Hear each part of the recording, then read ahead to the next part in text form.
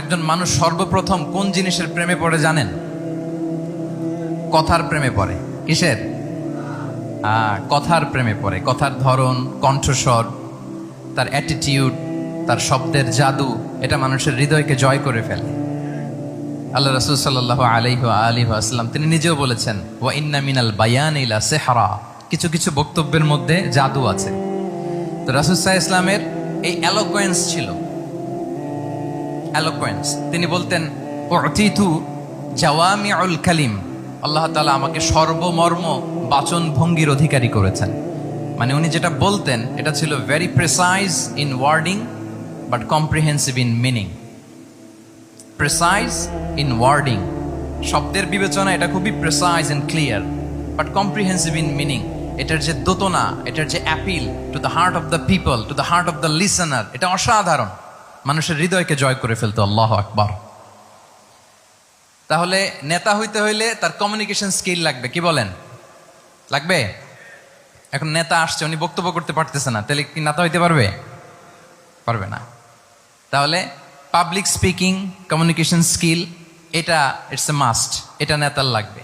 যেমনটি রাসূলুল্লাহ সাল্লাল্লাহু আলাইহি ওয়া আলিহি ওয়াসাল্লামের ছিল। উনি সর্বমর্ম বাচন ভঙ্গির অধিকারী ছিলেন। বলতেন কম, কিন্তু এটার অ্যাপিল ছিল অনেক বেশি, এটার ব্যাখ্যা হয়ে যেত অনেক। রাসূল সাল্লাল্লাহু আলাইহি ওয়াসাল্লামের সবচাইতে বড় ভাষণটি ছিল বিদায় হজের ভাষণ, খুব সম্ভবত। ওই ভাষণের টেক্সটগুলোকে যদি একসাথে করা হয়, আমার মনে হয় 10 মিনিটের বেশি লাগবে না ওই টেক্সটগুলো পড়তে। তার মানে সবচাইতে বড় যে ভাষণ ওনার, ওটা কত ছিল? 10 থেকে 12 মিনিটের ভাষণ ছিল। আমরা তো ঘন্টার পর ঘন্টা বক্তব্য করি, তারপরেও তো আমরা মানুষের মনকে খুশি করতে পারি না।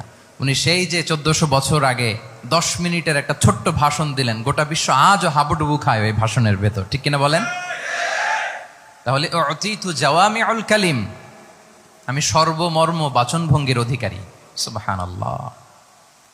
Very precise and clear. কতটা প্রেসাইজ এন্ড ক্লিয়ার ছিল রাসূল সাল্লাল্লাহু আলাইহি ওয়াসাল্লামের বক্তব্য?